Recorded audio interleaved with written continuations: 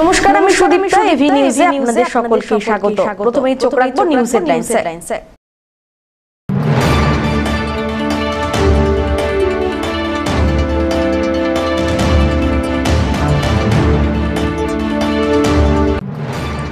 জলপাইগুড়ি শহরে উদ্বেগ বাড়াচ্ছে ডেঙ্গু, নতুন করে আক্রান্ত আরো একজন।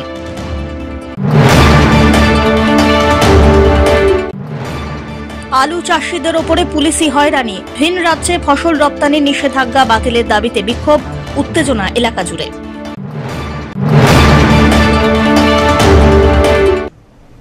এবার আসছে বিস্তারিত সংবাদে। জলপাইগুড়ি শহরে উদ্বেগ বাড়াচ্ছে ডেঙ্গু, নতুন করে আক্রান্ত আরো একজন। এ নিয়ে জলপাইগুড়ি শহরে ডেঙ্গু আক্রান্তের সংখ্যা বেড়ে দাঁড়ালো 7। পুরসভার স্বাস্থ্য বিভাগ সূত্রে খবর, আক্রান্ত যুবক শহরের 9 নম্বর ওয়ার্ডের বাসিন্দা, পেশায় ঢাকবাদক।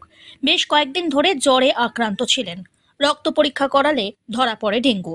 তড়িঘড়ি হাসপাতালে ভর্তি করা হয় চিকিৎসার ব্যবস্থার জন্য। এলাকায় আরো অনেকেই জ্বরে আক্রান্ত থাকায় রোগ নির্ণয়ে এলাকায় বিশেষ ক্যাম্প বসালো পুরসভা। জানা গিয়েছে, আক্রান্ত পরিবারের বেশ কয়েকজন সদস্যের পাশাপাশি আরো 21 জন জ্বরে আক্রান্ত আছেন। জ্বরে আক্রান্ত 5 মাসের শিশুকে এদিন স্বাস্থ্য পরীক্ষার পর মেডিকেল কলেজে সুপার স্পেশালিটি হাসপাতালে ভর্তি করা হয়। খবর পেয়ে এলাকায় ছুটে যান পুরসভার ভাইস চেয়ারম্যান। জ্বরে আক্রান্তদের পুরসভার পক্ষ থেকে রক্ত পরীক্ষার ব্যবস্থা হয়েছে। পাশাপাশি এলাকা জুড়ে সাফাই অভিযান, স্প্রে অভিযান শুরু করেছে পুরসভা। আজকে ডেঙ্গুর ক্ষেত্রে জলপাইগুড়ি শহরে ইতিমধ্যে 7 জন আজ পর্যন্ত পজিটিভ হয়েছে এবং এই 9 নম্বর ওয়ার্ডে একজন 20 বছরের যুবক, তিনিও কোভিড ডেঙ্গু পজিটিভ হয়েছেন, যিনি বেসিক্যালি ঢাক বাদক। ঠিক আছে, বিভিন্ন জায়গায় ঘুরে ঘুরে ঢাক বাজান, কিন্তু সেটাকে তো তার এখনো পার্টিকুলার ট্রাভেল হিস্ট্রি পাওয়া যাচ্ছে না। তাই জন্য এই এলাকায় আমরা সার্ভে করে দেখছি যে কোনো বাড়িতে জল জমে আছে কিনা, কোনো কন্টেনার, কাপ হোক, বাটি হোক, এগুলো করছি। এবং তার সাথে আজকে আমরা এই এলাকায় দেখা গেছে যে বাড়িতে যে আকাশ, যার ডেঙ্গু পজিটিভ হয়েছে, তার আশেপাশে কিন্তু 21 জনের বাড়িতে জ্বর হচ্ছে। তার মধ্যে 5 মাসের বাচ্চাও রয়েছে। এই 5 মাসের বাচ্চাটাকে আমরা এই মুহূর্তে পৌরসভার তরফ থেকে ইমার্জেন্সিতে আমরা জলপাইগুড়ি মেডিকেল কলেজের 10তলা ইমার্জেন্সিতে পাঠিয়ে দিলাম। আর এখন আমরা এখানে এই সবার রক্ত পরীক্ষা করছি, ডেঙ্গু টেস্ট করছি এবং এই স্যাম্পলগুলো নিয়ে আমরা জলপাইগুড়ি মেডিকেল কলেজ 10তলায় পৌঁছে দেবো এবং তারপরে সেই রিপোর্ট আমরা আসবে। আমি শহরবাসীকে খালি একটা কথাই বলছি যে একটা কিন্তু ইতিমধ্যে জলপাইগুড়ি জেলায় দেখা যাচ্ছে প্রায় 150 জনের উপর ডেঙ্গু আক্রান্ত হয়েছে। এটা কিন্তু একটা ডেঙ্গুর আউটব্রেক হচ্ছে এবং শিলিগুড়িতে ডেঙ্গুতে একজন মানুষের মৃত্যুও হয়েছে। তাই আমি বলছি, কোথাও কেউ জল জমতে দেবেন না। কাপ, বাটি, ঘট, পুজোর ঘট হোক, টায়ার হোক, বাঁশের খুঁটো হোক, তারপরে হচ্ছে নারকেলের খোল হোক, সুপারির খোল হোক, কোথাও যেন পরিষ্কার জল 48 ঘন্টা বেশি না জমে থাকে, এটা দেখবেন। আর আমাদেরকে ইনফর্ম করলে সাথে সাথে আমরা স্প্রে করে দেবো। আর এমনি কি এখান থেকে সতর্কতা বাড়ানো হচ্ছে এবং বাড়ি অভিযান শুরু? বাড়ি অভিযান তো আমাদের হাউস হোল্ড সার্ভে টিম করছেই এবং তাছাড়াও আমি তো নিজে আজকে উপস্থিত হয়েছি 9 নম্বর ওয়ার্ডে এবং দেখতে পাচ্ছেন এখানে ইতিমধ্যে মেডিকেল ক্যাম্প হচ্ছে, রক্ত পরীক্ষা হচ্ছে ডেঙ্গু এবং যাতে ডিটেক্ট করা যায়। ডিটেক্ট করলে কি হয়, তাকে তখন সেই জায়গার চিকিৎসা করা যায় এবং সেই জায়গাটাকে আমরা আরও বেশি স্প্রে করে, আরও বেশি মানে সমস্ত কিছু মেজার্স নিয়ে যাতে সেটা আর স্প্রেড না হয়। পিনাকি শিলের রিপোর্ট, এভি নিউজ।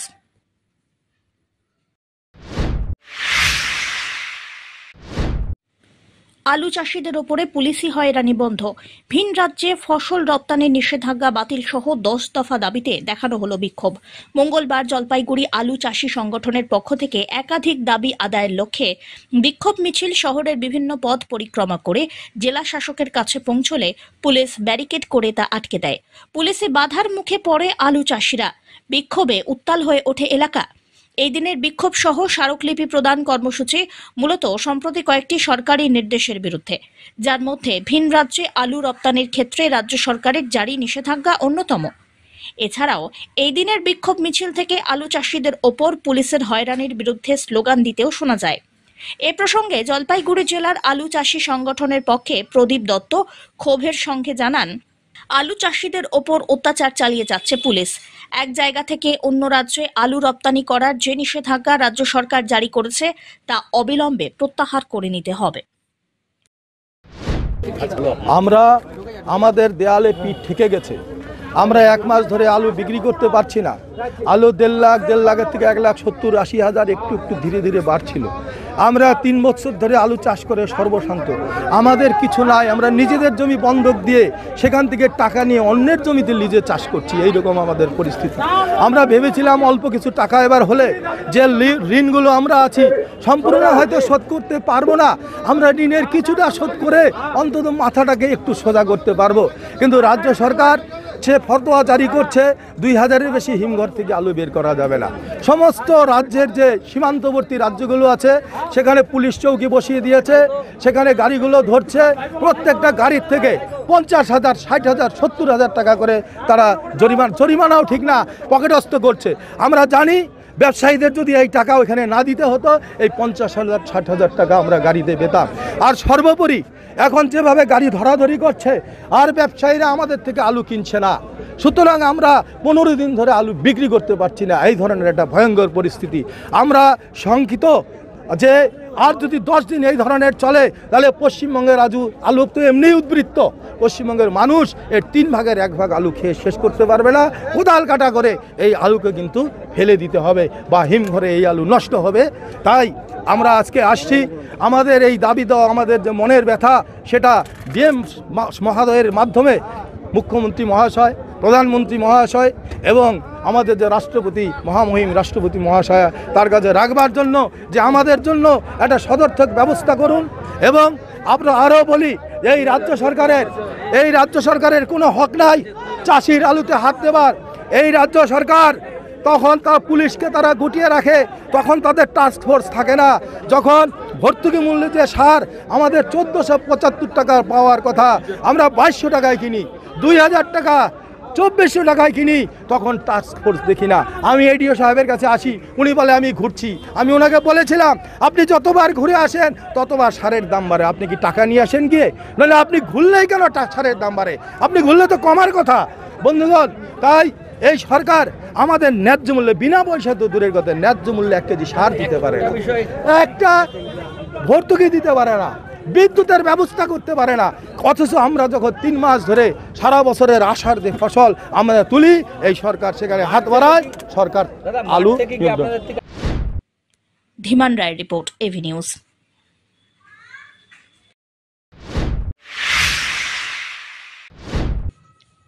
নিরাপত্তার চাদরে মোড়া ফুলবাড়ির ভারত বাংলাদেশ সীমান্ত।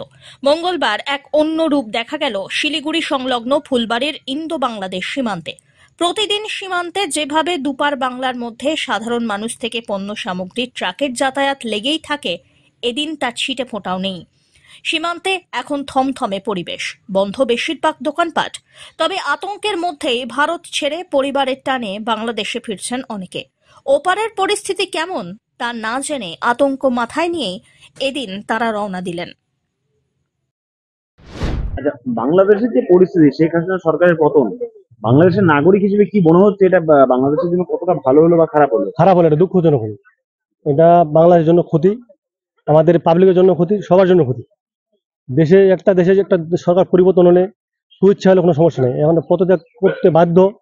এখন অনেক সরকারের গাড়ি ঘোড়া, অনেক পুলিশের গাড়ি ঘোড়া, অনেক হামলা, অনেক ছাত্র মারা, অনেক নেতাকর্মী মারা, এটা সবার জন্য কম্য না।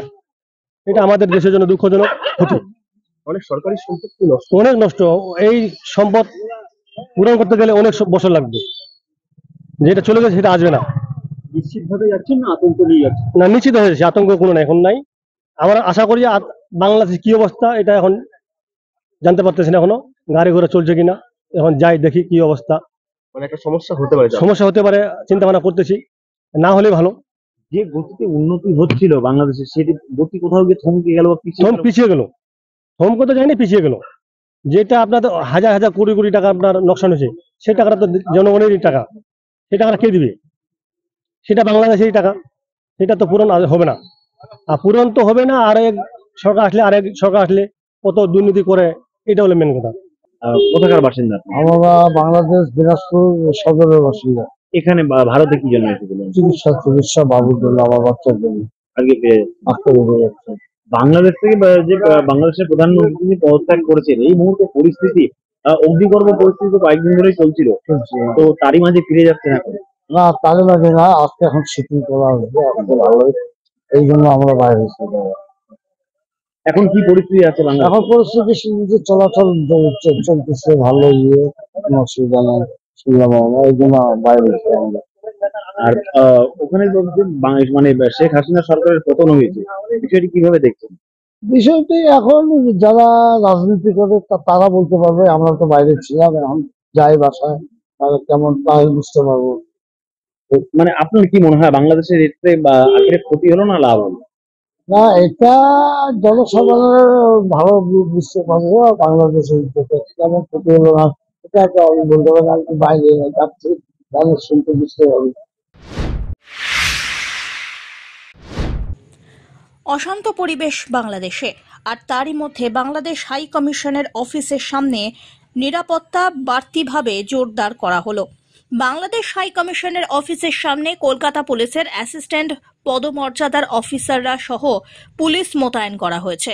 অন্য দিনের থেকে বেশি সংখ্যক পুলিশ মোতায়েন রয়েছে বাংলাদেশ দূতাবাসের বাইরে। প্রায় 15 থেকে 20 জন পুলিশ আধিকারিক কনস্টেবলও রয়েছেন মহিলা পুলিশ কর্মীরাও।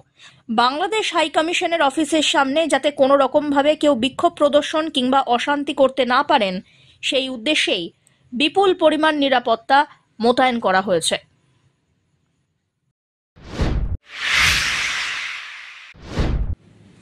গ্রেটার কোচবিহার বা কামতাপুর রাজ্যের বিপক্ষে রাজ্য বিধানসভায় যে প্রস্তাব সর্বসম্মতিক্রমে গৃহীত হয়েছে তার বিরুদ্ধে নিজেদের অবস্থান জানিয়ে মঙ্গলবার সাংবাদিক বৈঠক করলেন কামতাপুর স্টেট ডিমান্ড কাউন্সিলের সদস্যরা। এদিন জলপাইগুড়ি প্রেস ক্লাবে সাংবাদিক বৈঠক অনুষ্ঠিত হয়। কাউন্সিলের প্রেসিডেন্ট তপতি রায় মল্লিক জানান, গ্রেটার কোচবিহার বা কামতাপুর স্টেট কোনোদিনও বাংলার অন্তর্ভুক্ত ছিল না। 1949 সালের 28 অগস্ট ভারত ভুক্তি চুক্তির মাধ্যমে কোচবিহার রাজ্য ভারত যুক্তরাষ্ট্রের সঙ্গে যুক্ত হয়। সেখানে আজ কেন কোচবিহার একটি জেলায় পরিণত হলো, তার জবাব কেন্দ্রীয় সরকারের কাছে চাওয়া হচ্ছে। পাশাপাশি রাজ্য সরকার কামতাপুর বা কোচবিহার বিরোধী অবস্থান নিলেও এতে কিছুই আসে যায় না বলে সাফ জানান তিনি। কেন্দ্রীয় সরকার ইচ্ছা করলেই সংবিধানের 3 নম্বর ধারা অনুযায়ী যখন তখন নতুন একটি রাজ্য সৃষ্টি করতে পারে, আর ঠিক সেই সময়ে এই কথা তাঁদের চিন্তা করার সময় এসছে। কোচবিহার বা কামতাপুরবাসীর কাছে আহ্বান, সকলেই যেন কামতাপুর স্টেট ডিমান্ড কাউন্সিলের সঙ্গে যুক্ত হন। কেন্দ্রীয় সরকারের সঙ্গে কেএলও চিফ জীবন সিং এর যে শান্তি আলোচনা হয়েছে সেই অনুযায়ী তাদের রাজ্য পুনরুদ্ধার করতে চাইলে তিনি এই কথা বলেন।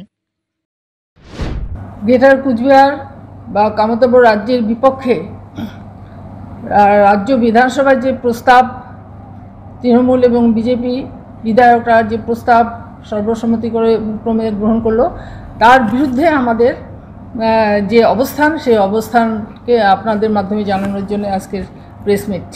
আমাদের গ্রেটার কোচবিহার বা কামতাপুর স্টেট কোনোদিনও বাংলার অংশ ছিল না।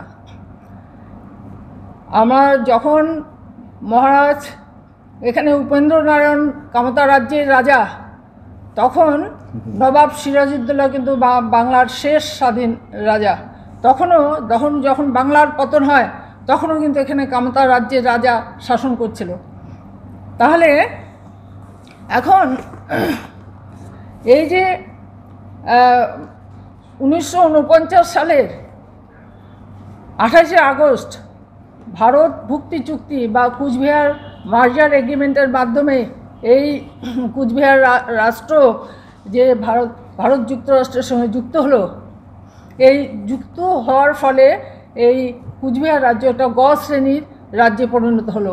কিন্তু এই গ শ্রেণীর রাজ্য কোথায় গেল, সেটা কেন একটা ডিস্ট্রিক্টে পরিণত হলো, এর উত্তর আমরা কেন্দ্রীয় সরকারের কাছে চাই। আর রাজ্য সরকার এখানে যে কামতাপুর বা কুচবিহার বিরোধী যে অবস্থান এরা নিল, রাজ্য বিধানসভায় যে নিল, তাতে আমাদের কিছু এসে যায় না। কেননা আমরা জানি ভারত রাষ্ট্র বা ভারত সরকার ইচ্ছা করলে সংবিধানের 3 নম্বর ধারা অনুযায়ী যখন তখন একটা নতুন রাজ্য সৃষ্টি করতে পারে।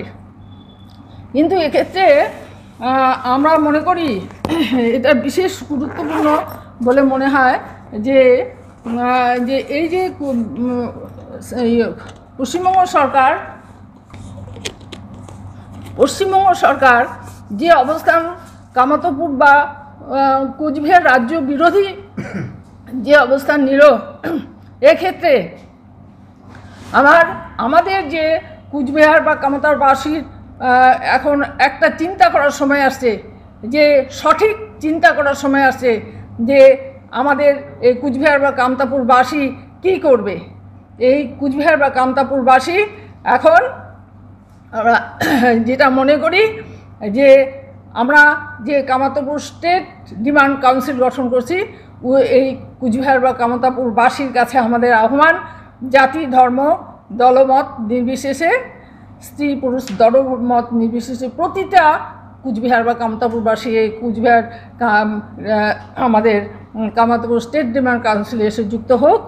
এবং আমরা চাই যে এখানকার কুচবিহার বা কামতাপুরবাসী এখানে আমরা এখানকার যে বিজেপি পার্লামেন্টের বিজেপি প্রার্থীদের জয়যুক্ত করেছে, আমরা চাই যে আমাদের যে কেএলও চিফ জীবন সিংয়ের সঙ্গে যে পিস টক হয়েছে, এই পিস টকের মাধ্যমে আমরা আমাদের যে রাজ্য পুনরুদ্ধার করতে চাই, বা জীবন সিংয়ের কেএলও চিফ জীবন সিংয়ের সঙ্গে সেন্ট্রাল গভর্নমেন্টের চুক্তির মাধ্যমে আমরা আমাদের যে রাজ্য প্রতিষ্ঠা করতে চাই।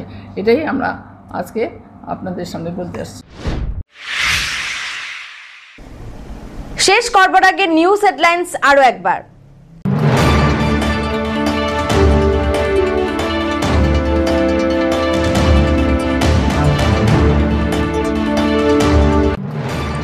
জলপাইগুড়ি শহরে উদ্বেগ বাড়াচ্ছে ডেঙ্গু, নতুন করে আক্রান্ত আরো একজন।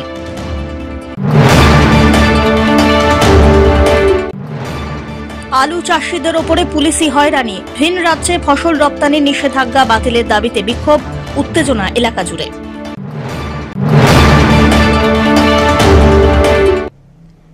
এখনকার মতো নিউজ এ পর্যন্তই। পরবর্তীতে আসছি আরো সংবাদ নিয়ে, দেখতে থাকুন আমার বিশেষ। নমস্কার।